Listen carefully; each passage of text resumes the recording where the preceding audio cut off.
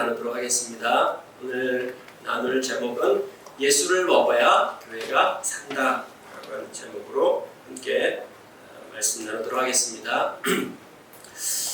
최근에 이런 문구를 여러분들이 많이 들어보셨을 것입니다. 미국의 상원 채플 목사였던 리차드 헬버슨이라고 하는 사람이 이런 말을 했다고 합니다. 교회는 그리스로 가서 헬라로 가서 철학이 됐고, 로마에 가서는 제도가 되었고, 유럽에 가서는 문화가 되었고, 미국에 가서는 기업이 되었다. 이 이야기를 듣고 한국의 한 영화 감독은 교회가 한국에 와서는 대기업이 되었다라고 말했다고 합니다. 교회에 대한 비판을 얘기하는 것이죠. 근데 이 비판의 내용을 이렇게 들으면서 여러분 좀 이상하다는 생각 들지 않습니까? 이 비판대로였다라면 교회가 그리스로 가고 로마로 가고 유럽, 미국, 한국, 그러니까 이 교회가 서쪽으로 해가지고 세계를 한 바퀴 도는 거잖아요. 근데 이 비판대로라면은 교회는 역사 속에서 벌써 없어졌어야 됐어요. 그리스에서 끝났어야 됐어요. 근데 로마까지 가고 유럽까지 가고 미국, 한국까지 오고 이렇게 계속 왜 진전하고 있을까요? 벌써 없어졌어야 되는 건데. 또 하나는 이게 한 시대뿐만 아니라 어떻게 2000년 동안 계속 지속되어져 올 수 있었을까요? 어떻게 또 가는 곳마다 놀라운 생명을 전하고 그 다음에 또 놀라운 역사들을 일으킬 수 있었을까요? 자, 그럼 성경은 교회에 대해서 뭐라고 말하고 있는지 봐볼까요? 성경은 교회에 대해서 이것은 창세전에 하나님께서 계획하신 디자인이었다. 하나님의 걸작품이다. 그리스도의 몸이다. 근데 그 그리스도의 몸이 뭐라 하냐면은 만물을 충만케 하는 자의 충만이라고 이야기하고 있습니다.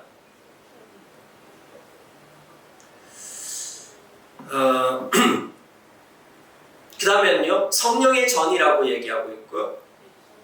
그 다음에 또 성경에 보면은 교회가 하나님 나라의 열쇠래요. 키라고 합니다.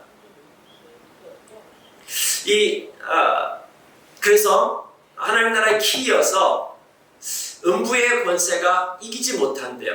음부의 권세가 이기지 못한다는 말은 죽음과 사탄의 세력이 감당을 못한다. 그런 의미인 것입니다.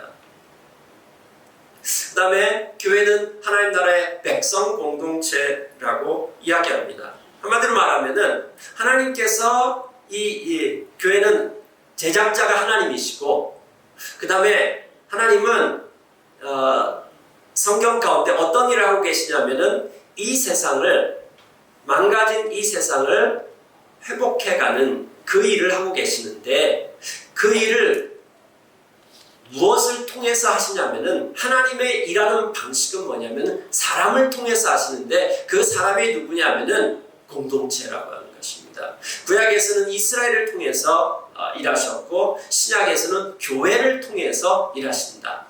그러니까 하나님의 계획을 성취하는 하나님의 비밀 병기가 교회라고 이야기하고 있습니다. 거기 안에 하나님의 영광이 있고 능력이 있고 신비가 있다라고 성경은 이야기해주고 있습니다. 자, 그러면은 뭐가 진짜일까요? 뭐가 진짜일까요? 성경이 진짜입니까? 아니면은 이 시대에서 말하고 있는 그 교회의 모습, 우리가 보고 있는 모습, 그것이 진짜일까요? 왜 그럴까요? 만약에 성경이 진짜라고 한다면은 그 왜 그렇게 보기가 힘들까요? 왜 교회는 작동이 안 될까요? 여러 가지 이유들이 있을 것입니다. 사이비라고 하는 말이 무엇입니까? 중국어로는 분명합니다. 비슷한데 아닌 것. 그게 사이비라고 하는 말의 뜻인 것입니다. 비슷한데 아닌 겁니까? 아니면은 짝퉁입니까? 아니면 모조품인가요? 제가 서안에 있을 때 초창기 때인데 어떤 한 순박한 우리 청년이 있었습니다. 아마도 고등학교 졸업하고 난 다음에 바로 올라온 것 같아요. 굉장히 순박합니다. 굉장히 영롱한 순박한 친구였는데 이제 서안에 올라와가지고 핸드폰을 산 거예요. 핸드폰을 사가지고 이제 왔습니다. 와가지고 교회에서 자기 핸드폰 샀다라고 자랑하면서 이제 핸드폰을 꺼내가지고 작동이 안 됩니다. 왜요? 그 선전하는 모형 핸드폰입니다. 그거를 사가지고 왔어요. 아마도 이거를 파는 사람이 팔 때에 진짜를 보여주고 줄 때는 모형을 준 것 같아요. 싸게 샀다면서 가지고 왔어요. 근데 작동이 안 돼요. 그냥 모형이에요. 이렇게 스티커 붙여놓은, 바깥에 스티커 붙여놓은 그 핸드폰입니다. 새거 박스채로 들고 왔으니까 그 안에 뭐가 들었는지 몰랐던 거죠. 선전할 때는 그 안에 다 만져보고 이렇게 된다라고 얘기하고 새거 주고 들고 왔는데 모조품이었습니다. 모조품 작동이 안 됩니다. 아니면은 진짜인데 아직까지 전원을 켜지 않았어요. 그 전원을 안 켰으니까 작동이 안 되는 거. 여러분 어떻다고 생각하세요? 교회의 모습, 성경에서 말하는 교회의 모습은 너무 아름다워요. 근데 역사 속에 지금 우리가 볼 수 있는 이 현실 속에서 교회는 그런 교회를 찾기가 참 힘듭니다. 아니 우리 자신을 봐도 또 그런 모습들을 볼 수 있습니다. 자, 그러면은 하나씩 우리가 좀 점검해 봤으면 좋겠습니다. 전원을 만약에 안 켜서 이게 문제였다라면은 교회 전원을 어떻게 켤 수 있을까요? 자, 교회의 전원 어떻게 켜는지 한번 봐보죠. 마태복음 16장에 보면은 이 마태복음 16장이 교회라고 하는 단어가 처음 나오는 성경 구절입니다. 이 배경이 어떻게 되냐면 예수님께서 이제 한 2년 반 정도 제자들하고 함께 있었습니다. 그리고 난 다음에 이제 예루살렘을 향해서 올라가시면서 제자들에게 물었습니다. 너희는 나를 누구라고 생각하느냐? 나를 왜 따라오냐? 내가 누구라고 생각하냐? 라고 물었습니다. 그때 베드로가 대답을 했습니다. 선생님은 살아계신 하나님의 아들 그리스도이십니다. 하나님의 아들 그리스도, 이거 다 구약적인 배경을 가지고 있습니다. 구약의 배경에서 이 단어를 보면은 전부 다 하나님께서 보내실 이스라엘을 구원하실 메시아 왕을 의미하는 것입니다. 그러니까 베드로가 대답한 것은 간단하게 얘기하면은 선생님 당신은 하나님이 약속한 바로 그 왕이십니다 라고 고백하는 것입니다. 예수님께서 이 고백을 들으시고서 뭐라고 말씀하셨냐면은 너는 베드로다. 나는 이 반석 위에다가 내 교회를 세울 것이다. 예수님의 계획을 이야기합니다. 예수님의 계획이 몇 가지가 있었습니다. 뭐냐면은 내가 십자가에 죽을 것이다. 그 다음에 나는 3일 뒤에 부활한다. 그 다음에 세 번째는 나는 교회를 세울 것이다. 그 다음에 네 번째는 뭡니까? 내가 다시 올 것이다. 자, 그 가운데 그 고백을 들으시고 난 다음에 내가 내 교회를 세울 것이다 라고 이야기했습니다. 예수님의 계획이고 예수님의 어떤 의지가 들어가 있는 것입니다. 그럼 여기에서 그러면 교회라고 하는 저 단어는 어떤 의미일까요? 그 당시의 사람들은 저 교회라고 하는 말을 들었을 때 머릿속에 어떤 생각이 떠올랐을까요? 교회라고 하는 저 단어는 헬라어로는 에클레시아라고 하는 단어입니다. 이 에클레시아는 그 로마 그리스 이 지역에서 에클레시아라고 하는 저 단어를 들으면 떠오르는 생각이 뭐냐면은 어떤 공식적인 모임 이런 걸 다 에클레시아라고 이야기했습니다. 이스라엘 백성이 저 에클레시아라고 하는 단어를 들었으면은 구약 성경을 헬라어로 번역했는데 그때 그 에클레시아라고 하는 단어로 번역한 것은 뭐냐면은 하나님의 이스라엘 백성들, 이스라엘 공동체의 모임, 그걸 에클레시아라고 이야기했습니다. 그러니까 그리스 로마 사람들은 머릿속에서 어떤 공식적인 모임이구나, 쟤네 무슨 모임이구나 이렇게 생각했을 것이고, 그 다음에 이스라엘 백성들은 이스라엘 백성들의 모임 이렇게 생각했을 것입니다. 자, 이거 헬라어고요. 영어로는 church라고 얘기하잖아요. 이 영어로 church라고 하는 말의 뜻은 뭐냐면은 주라고 하는 뜻입니다. 주. 자, 그러면 예수님은 이 교회를 뭐라고 얘기하냐면은 아까 베드로가 한 고백이 있죠. 베드로가 뭐라고 얘기했습니까? 당신은 하나님이 약속하셨던 그 하나님의 아들 그리스도이십니다. 이 말은 예수님이 그리스도입니다. 예수 그리스도, 예수가 그리스도입니다. 예수가 왕이십니다. 예수가 주님이십니다. 라고 고백한 것입니다. 바로 그 고백 위에다가 내 교회를 세울 것이다 라고 얘기했기 때문에 교회는 뭐냐면은 교회는 예수를 그리스도라고 믿는 사람들의 모임, 공동체인 것입니다. 그것이 바로 교회인 것입니다. 이것이 바로 교회의 스위치를 올리는 것입니다. 온, 오프 스위치를 올리는 것. 그 뭐냐면은 예수가 왕이십니다. 이 고백을 하는 것입니다. 그런데 여러분, 이 에클레시아의 규모가 어느 정도 되었을까요? 그 당시에 에클레시아 어떤 모임 하면은 그렇게 규모가 그렇게 크지 않았습니다. 우리가 보는 이 초대교회 공동체들, 모임들 그렇게 크지 않았습니다. 맨 처음에 사도행전에 보면은 성전에서 모였을 때 5,000명이 믿었다, 3,000명이 믿었다 그 얘기가 있지만은 그러나 그 예루살렘을 떠난 교회들이 모이는 것은 가정에서 모였고 그렇기 때문에 모임들이 그렇게 크지가 않습니다. 30명, 많이 모이면 30명, 40명 그렇게 수용할 만한 집도 그렇게 많지 않습니다.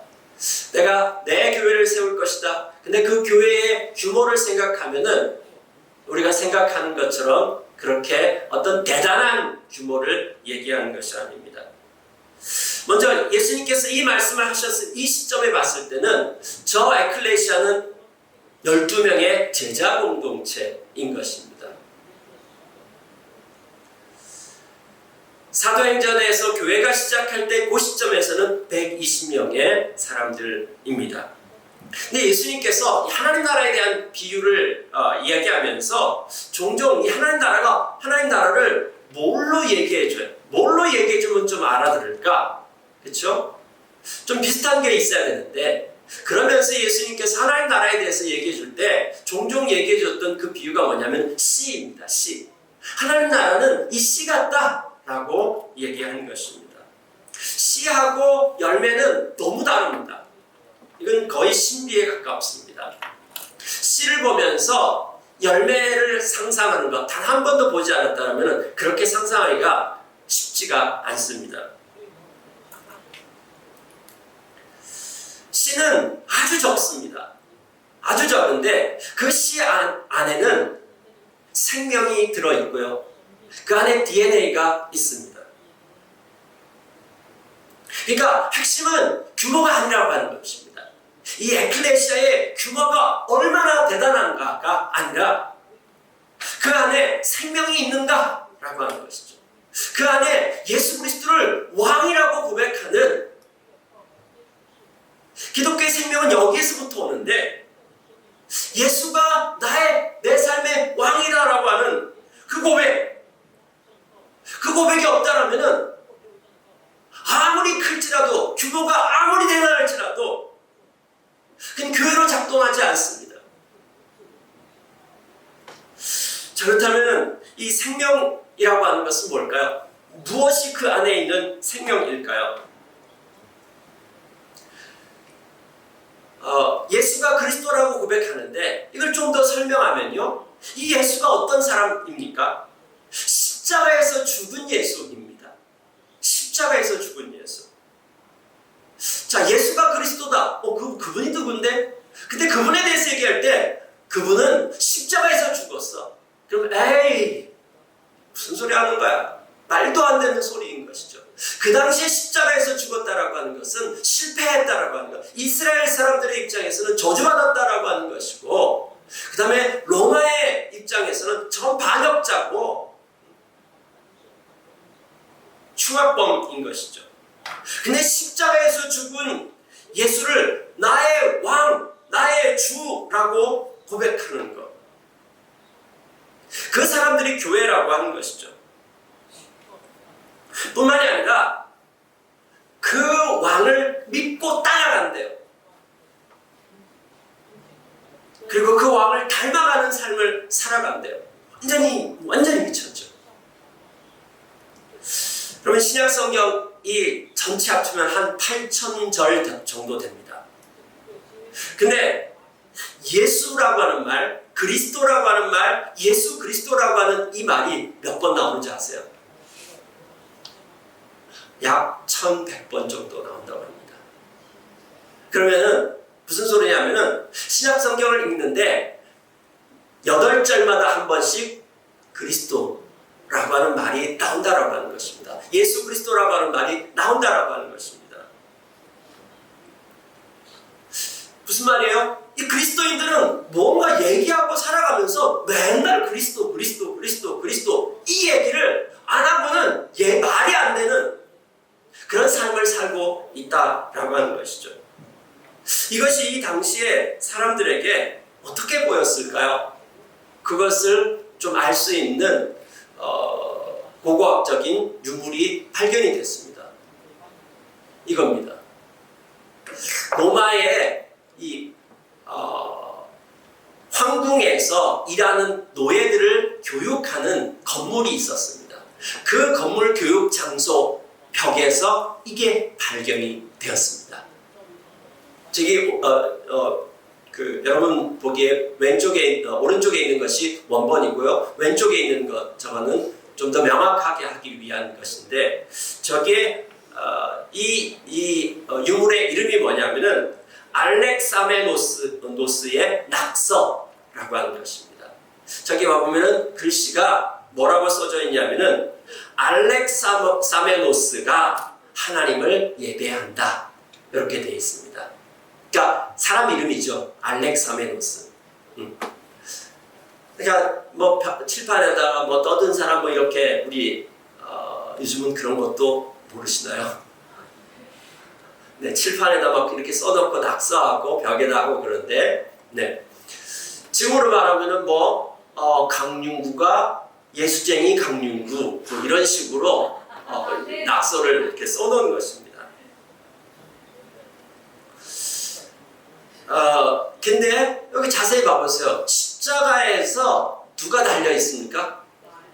네, 당나귀가 달려 있는 것입니다. 알렉사메노스가 예배하는 그 신이 당나귀라고 하는 것입니다. 그러니까 알렉사메노스 바보 뭐 이런 의미를 가지고 있는 것입니다. 당나귀 정도를 예배하는 바보, 이렇게 조롱했던 것입니다. 노예들이 받는 그 교육 장소 안에서, 그러니까 노예들마저도 이렇게 비하하는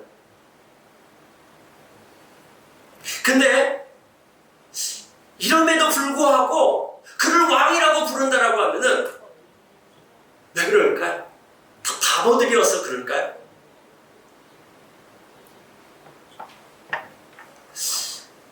그가 십자가에서 죽은 그 예수를 왕이라고 고백합니다. 그 예수에 대한 소식을 듣고 그 예수를 만난 사람들은 그냥 이 사람을 존경한다 정도가 아니라 만나는데 그들의 세계관이 바뀌어요.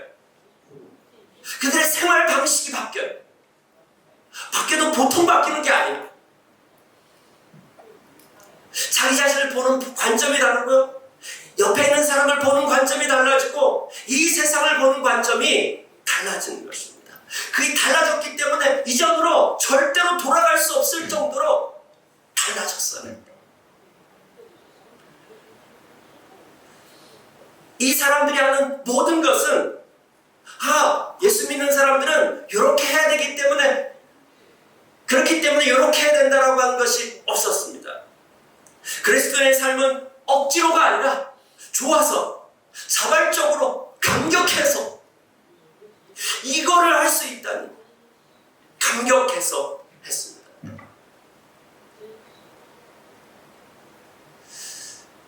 그리스도를 보지 못하나 사랑하는도다. 말할 수 없는 영광스러운 즐거움으로 기뻐한다라고 베드로전서는 얘기하고 있습니다. 핍박을 받으면서도 말할 수 없는 영광스러운 즐거움이 그들 가운데 있다라고 이야기하고 있습니다. 그래서 이들을 그 당시의 사람들은 별명을 붙였죠. 그리스도인, 크리스찬이라고. 그리스도에게 속해 있고 그리스도를 따라가는 자들이라고 이야기했습니다. 이렇게 하면서 닥쳐오는 모든 것들에 대해서 억지로 하지 않았다라고 하는 것입니다. 도리어 그렇게 하게 된 것을 매우 기뻐하고 영광스러워 했습니다. 십자가에서 죽은 예수를 만난 사람들은 삶이 변했습니다. 여러분, 안 변하는 게 신기하지 않습니까? 여러분, 예수님 만났습니까? 여러분은 여러분의 삶에 그 그리스도를 만나는 순간 여러분의 교회로서의 스위치가 온이 작동이 되기 시작하는데 이 작동되는 이 스위치를 올리셨어요? 그 뭐냐면은 예수 그리스도를 만나고 난다면요 우리가 안 변할 수가 없다라고 하는 것입니다. 결혼했어요. 아이가 낳았어요. 우리 화민준 형제 이전과 이후의 삶이 변합니다. 한 여자를 만나고 한 남자를 만났어요. 여러분의 삶 안에 여러 가지 부분들이 바뀌기 시작할 것입니다. 아이가 태어났습니까? 아이 중심으로 모든 것들이 여러분의 삶의 생활 방식이 바뀌기 시작할 것입니다. 요즘에 어떤 사람들은 애완동물을 키우기 시작해요. 자기의 삶의 패턴과 이 모든 것들이 바뀌기 시작합니다. 요즘에는 그 덕후 문화라고 있죠.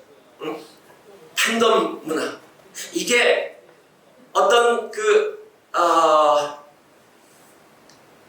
스타들을 쫓아가는 거라든지 아이돌 그룹을 쫓아가는 거라든지 그 다음에 야구를 좋아해가지고 한 팀을 응원하는데 그 사람들한테 그 팀들이 뭔가를 하라고 막 핍박해가지고 자기는 하기 싫은데 막 억지로 응원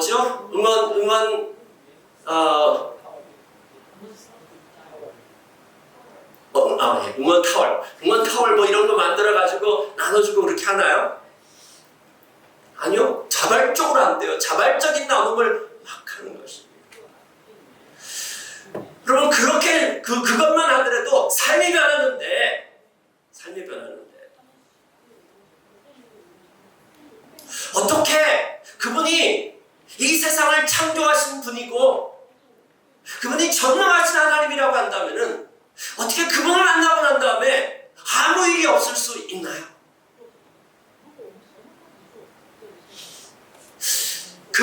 나를 왕이라고 고백한다면, 고백하지 않은 사람들은 아직까지 스위치를 안 올린 겁니다. 교회에 오더라도 아직까지 이 스위치가 안 올라가지고 그리스도의 삶이 시작이 안 됐어요. 그럼 작동이 안 되는 게 당연하잖아요. 그런 사람들이 교회 안에 가득해요. 그 교회가 작동이 안 되는 건 당연하잖아요. 그러면 여러분은 그리스도에 대해서 그분이 도대체 누구인가? 누군데 십자가에서 죽은 그분이 왕이라고 얘기하느냐? 하나님이 뭘 가지고 왜 그런 방식으로 하셨고 도대체 이런 신이 어디 있는가? 이거에 대해서 치열하게 고민하면서 질문하셔야 되고, 내가 이걸 분명히 알기 전까지는 여러분의 삶은 아직까지 그리스도인의 삶은 시작되지 않은 것입니다.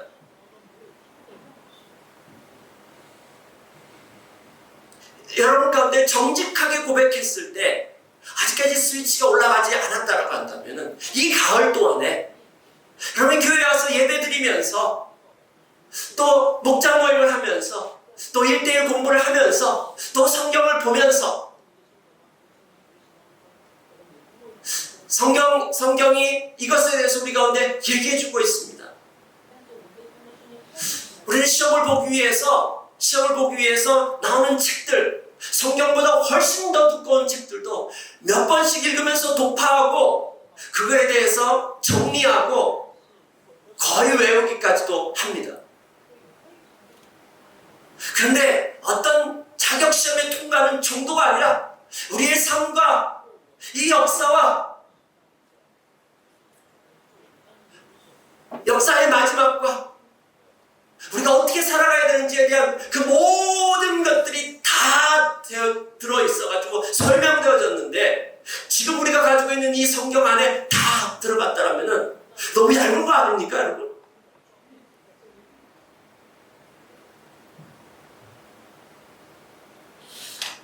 여러분, 이 문제에 대해서 해결이 됐습니까? 그분의 크심과 그분이 행하신 그 일들 앞에서 쓰기 시작하고 나의 자금과 그 다음에 그 죄에 대해서 알기 시작한다라고 하면은 그 다음엔요 뭐든지 감격으로 와닿을걸요. 이게 해결이 안 되면은 전부 다 불평입니다. 전부 다 이걸 왜 해야 되고. 그러니까 여러분 무턱대고 믿지 마시고 이해하셔야 돼요. 뭘 왜 믿어야 되는지 아셔야 돼요. 그거에 대해서 고민하고 질문하고 답을 찾으셔야 됩니다. 자, 두 번째는요. 스위치 올린 거 맞아요. 연결됐어요. 그건 분명해요. 자, 두 번째 하게 될 게 뭐예요? 그 다음에는요, 이 충전이 되어져 있는가를 확인해야 되는 것이죠. 그 안에 연료가 있는지, 에너지가 있는지. 예수님께서 십자가에 못 박히 죽으시기 전에, 그러니까 육신의 몸으로 이 땅에 있으면서의 그 제자들과 마지막 시간에 마지막에 무엇을 얘기했는지 아세요, 여러분? 마지막에 밥 먹었죠. 그래서 우리는 최후의 만찬이라고 이야기합니다. 그 최후의 만찬 자리에 예수님께서 인간으로 계시면서 마지막으로 제자들에게 한 이야기가 뭐였을까요? 무슨 부탁? 그 마지막 자리에서 뭔 얘기를 하면 좋을까요? 예수님께서 이렇게 얘기하지 않았습니다. 야, 니네 성경 좀 열심히 읽어라. 야, 니네 맨날 기도할 때 졸잖아. 기도 좀 해라. 니네 방금 전에도 내가 자세히 봤는데 싸웠지, 니네도.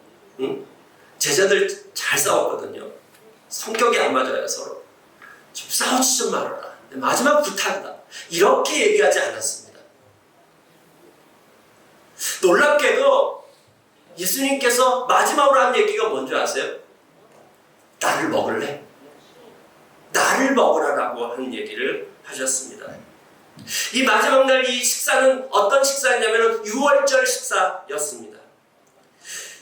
6월절 식사는 출애굽을 기념하는 그러한 이스라엘 공동체의 식사입니다.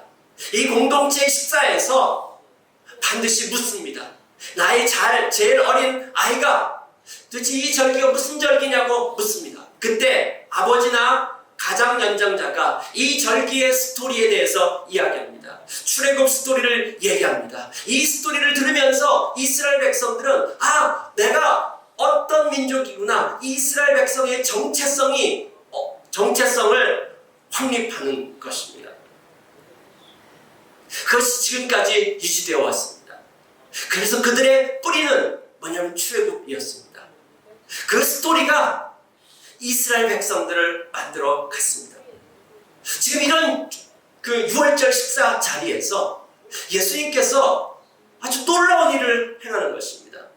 이 식사 자리에서는 출애굽 스토리에 대해서 얘기해야 되는데 예수님께서 이 최후의 만찬, 이 저녁 식사를 하면서 이 스토리를 얘기하지 않고 다른 스토리를 바꿔버리십니다. 무슨 스토리를 얘기하냐면 십자가 스토리를 얘기하는 것입니다. 내가 내일 죽을 것인데 내가 흘리는 피, 내가 상하는 내 몸, 그걸 너희들이 먹으라고 이야기하는 것입니다.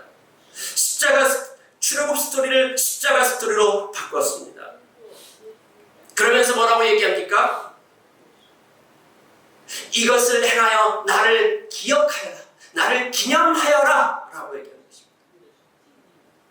계속해서 너희들이 모일 때마다 이렇게 같이 먹으면서, 그리고 요때 내가 지금 너희들에게 한 것과 같은 이 똑같은 것을 행해서 나를 기념하라고 얘기하는 것입니다.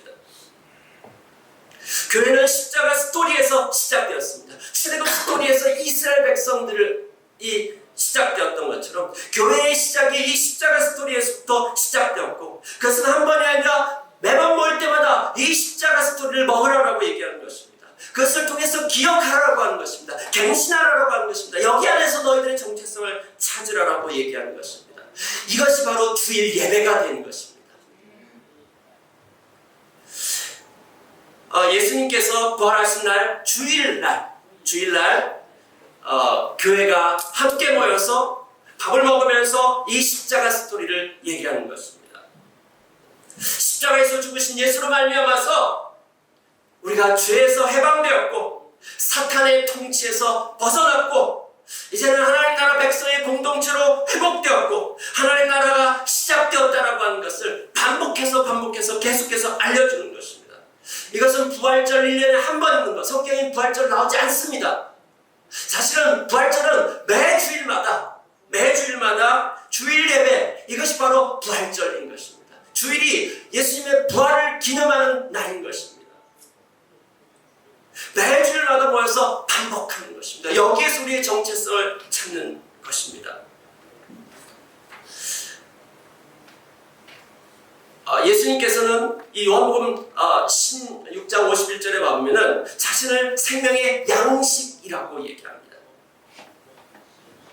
여러분, 여기 양식이라고 하는 말, 여기 보면은 한국어 성경에는 하늘에서 내려온 살아있는 빵이다. 근데 저 빵이라고 하는 단어, 양식이라고 하는 단어는 헬라어로 보면은 주식이라는 뜻입니다. 주식. 그러니까 저 번역은 적어도 한국적인 번역은 아니죠. 네. 여러분, 주식이 빵이세요? 그런 사람도 있겠죠. 네. 근데 보통 서양 사람들은 빵이죠. 근데 우리의 입장에 갔을 때 밥이죠. 주식이 밥인 것입니다. 우린 밥을 먹어야 힘이 난다라고 이야기합니다. 밥심으로 산다라고 이야기합니다. 여러분, 왜 밥을 먹어야 되죠? 배고프죠? 밥 먹을 시간 다 됐습니다. 여러분, 왜 밥을 먹어야 됩니까? 배가 고프니까 밥을 먹어야 되는 겁니까? 왜 밥을 먹어야 되죠? 음식을 먹는 이유는 에너지를 생산하기 위해서입니다. 밥을 먹지 않으면 살아갈 힘이 생기지 않는 것입니다. 우리 몸에 3대 영양소가 있죠. 그게 뭡니까? 탄수화물, 지방, 단백질이죠. 요즘 사람들이 이 살 뺀다고 탄수화물을 먹지 않습니다. 여러분, 탄수화물을 안 먹으면 어떤 일이 생기는 줄 아세요? 네, 어떤 사람은 화가 난다고 얘기합니다. 탄수화물이 부족하면 만성 피로, 무기력감, 집중력 저하, 두통, 현기증, 저혈당 증상, 우울증, 불안감, 근육 손실, 이런 것들이 나타난다라고 이야기합니다. 이 3대 영양소를 어느 비율로 먹어야 되는지 아세요? 좀 몰랐는데 이번에 알았습니다. 탄수화물 5, 지방 3, 단백질 2. 이게 정석이라고 이야기합니다. 탄수화물이 5에서 6이라고 이야기합니다. 이 탄수화물의 대표적인 것이 바로 밥인 것입니다. 이 시대는 탄수화물의 어떤 그 과잉 너무 많이 먹어가지고 이 탄수화물을 말미암아서 건강을 침해당하는 일들이 있는데, 과거에는 탄수화물 부족이었죠. 그래서 영적인 부분에 봐서는 100% 탄수화물 부족입니다. 여러분, 우리에게 있어서 주식은 뭡니까? 교회에 있어서 주식은 뭡니까? 초대교회가 어떻게 했다고요? 매 8절마다 그리스도가 나왔습니다. 그리스도를 고백하는 것이 스위치를 올리는 것입니다. 예수님께서 내가 생명의 빵이다, 내가 주식이다, 예수님이 주식이다라고 얘기했습니다. 우린 주식을 잘 먹어야 돼요. 다 탄수화물 부족이에요. 주식을 먹지 않았기 때문에 힘이 없어요. 교회가 작동이 안 되는 거예요. 우리가 옆에 있는 사람들 사랑하고 목장 모임에서 뭔가를 할 때도 이게 힘이 없어. 그럼 작동이 안 되는 것입니다. 교회에 있어서 주식은 예수 그리스도입니다. 예수 그리스도를 먹는다라고 하는 것은 그 예수 그리스도를 만나는 것이고 교제하는 것이고 따라가는 삶인 것입니다. 그렇게 할 때 거기에서 놀라운 힘이 생기는 것이고, 그렇게 할 때에 자원에서 나를 통해서 흘러가기 시작한다라고 하는 것이죠. 근데 일주일에 겨우 주일 설교 하나 갖고 연명하는 사람들, 이 교회가 교회로서 작동할 수 있을까요? 내지는 주식 아닌 것들 막 외식하면서 막 너무 달콤하고 그런 것들이 많아가지고 그런 것들 막 잔뜩 먹어요. 주식은 별로 먹고 싶지가 않아요.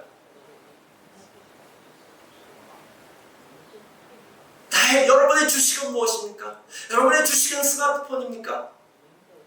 뭐 엄청 먹어요. 교회 와서 여러분의 주식은 무엇입니까? 교회의 프로그램도 아니고 심지어 교회의 밥도 아닙니다. 여러분의 주식은 예수 그리스도이십니까? 예수 그리스도를 먹으면 어떤 일이 일어날까요?